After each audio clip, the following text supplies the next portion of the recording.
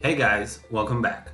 This week we discussed the US DOJ charging one of Trigbot Malware's developers, a new US cybersecurity policy, GitHub's new policies regarding the removal of POCs used in cyberattacks, and our CVE of the week, an RCE in VMware vCenter used by malware and causing serious harm.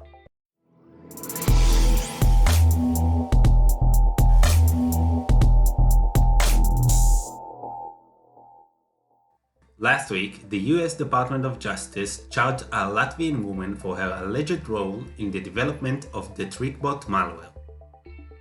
The woman was accused of writing Trickbot code that allowed it to control, deploy, and manage ransom payments.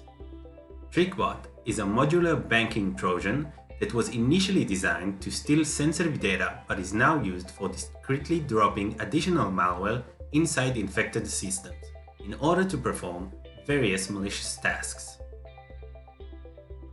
These tasks could cause extensive financial harms to businesses around the world, which made American authorities launch an investigation into Trickbot's operations.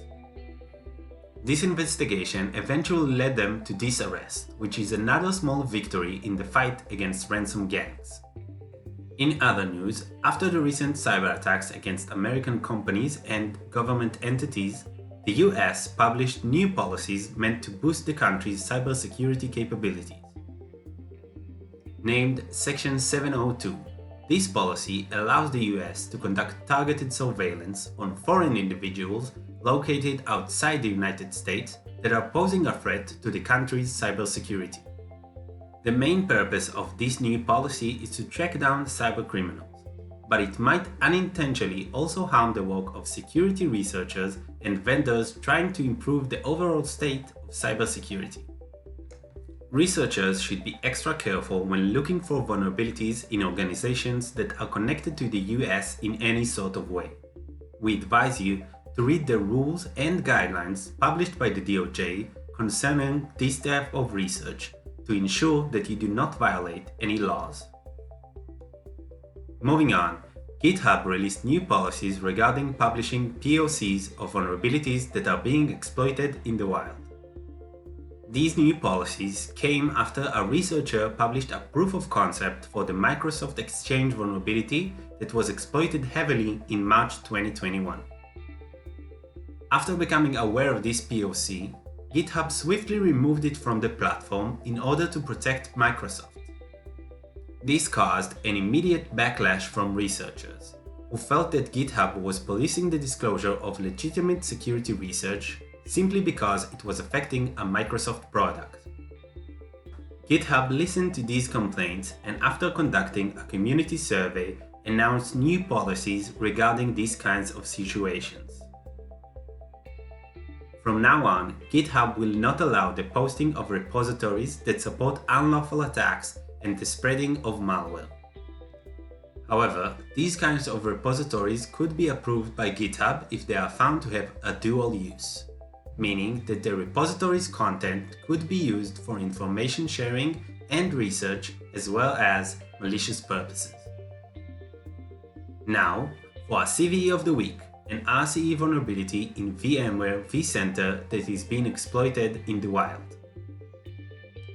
This critical vulnerability occurs due to a lack of input validation in the Virtual SAN Health Check plugin.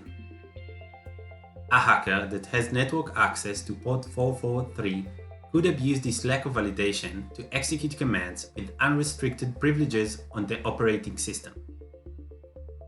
Even though VMware provided a patch to correct this vulnerability, that did not stop hackers from exploiting it on unpatched systems.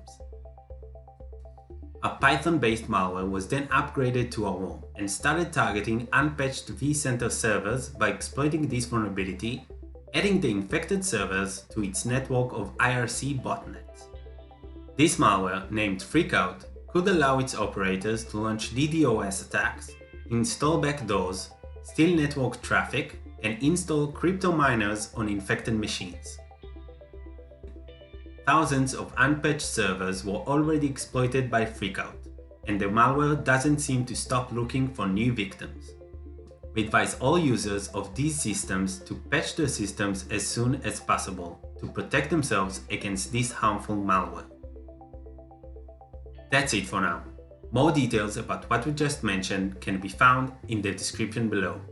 Don't forget to follow us on our other channels to keep up with the latest news and advisories.